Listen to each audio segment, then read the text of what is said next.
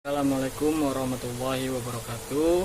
Perkenalkan, nama saya Hilmi Andika dari kelas 1 KPIC, ingin menjelaskan tentang kedudukan fungsi hadis terhadap Al-Quran dan argumen kehujahan inkarus sunnah. Yang pertama, dalil kehujahan sunnah Nabi. Kehujahan hadis atau sunnah Nabi atau hujiyah hadis adalah keadaan hadis yang wajib dijadikan hujah atau dasar hukum al-dalil al-syar'i sama dengan Al-Quran karena adanya dalil-dalil syariah yang menunjukkannya. Nah, dalam dalil kehujahan sunnah Nabi ini ada dua, yaitu menurut dalil nakli dan dalil menurut akli. Kalau menurut nakli itu menurut Al-Quran dan sunnah atau hadis. Kalau menurut akli itu menurut akal sehat atau ijtihad. Menurut akal sehat, jadi menurut pemikiran-pemikiran. Lalu selanjutnya fungsi hadis terhadap Al-Quran. Yang fungsi hadis terhadap Al-Quran itu yang pertama ada bayan tafsir, atau artinya merinci, menjelaskan, mengkhususkan, membatasi ayat-ayat Al-Quran, baik itu ayat global, ayat khusus, dan ayat mutlak.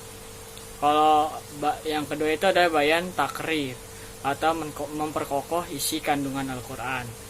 Lalu yang ketiga itu ada bayan tashri, yang artinya sebagai ketentuan hukum dalam berbagai persoalan yang tidak ada di dalam Al-Quran.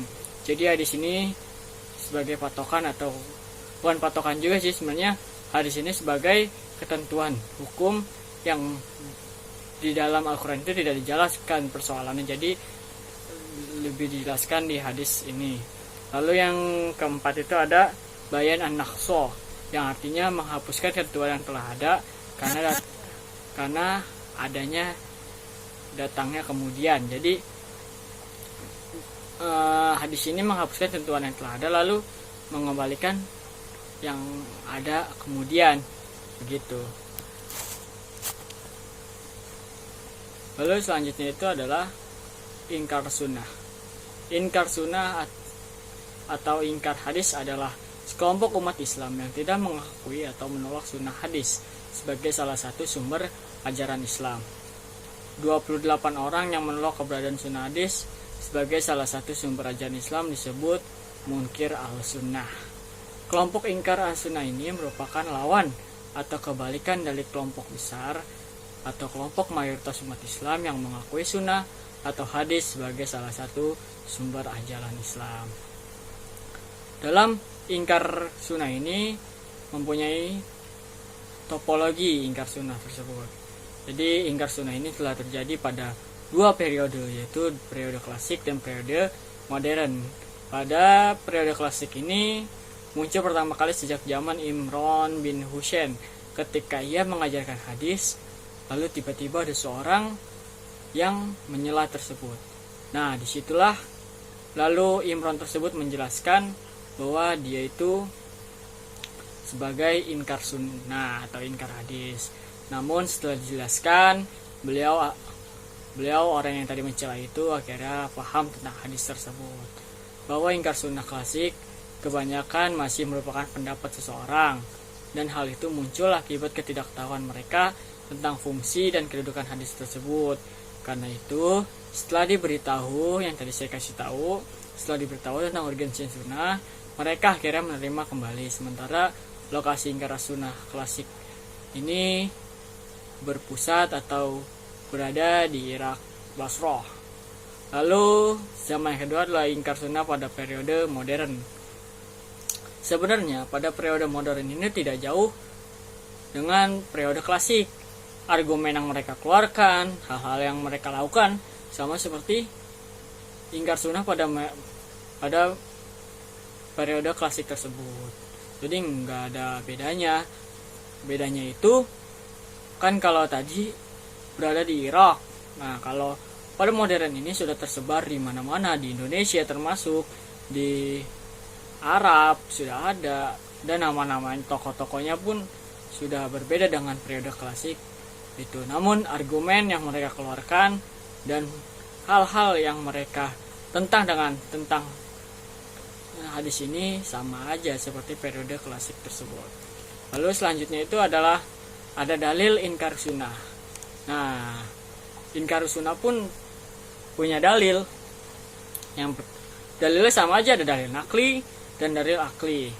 Nah, kalau dalil nakli itu yang saya bilang yang di awal tadi berupa ayat-ayat Al-Quran saja, tapi juga berupa sunnah hadis.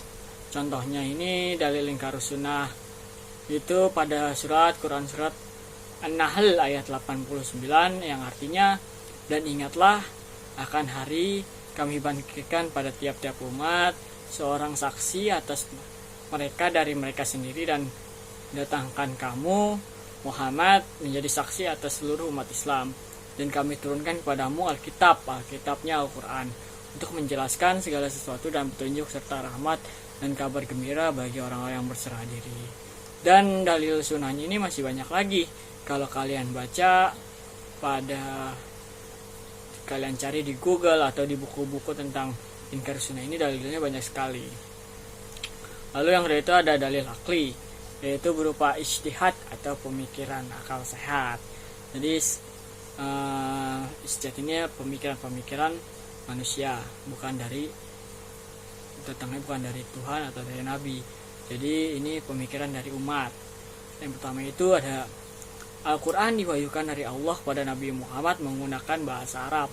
Jadi orang-orang Arab itu, jadi dia udah percaya aja bahwa Al-Quran aja yang ia percayai, dan hadis itu sama aja seperti Al-Quran. Jadi akan yang dia percaya itu Al-Quran sebagai pedomannya.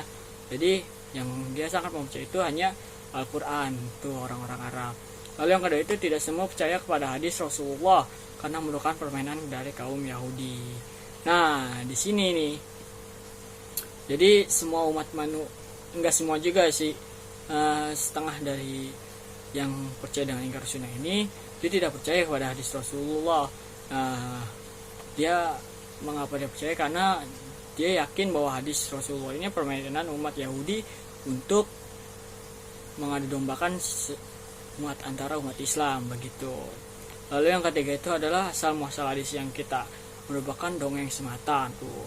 Jadi kaum ingkar sunnah ini ya mempercayai bahwa hadis itu hanya dongeng, hadis yang dibukukan, yang diriwayatkan itu hanya dongeng semata begitu.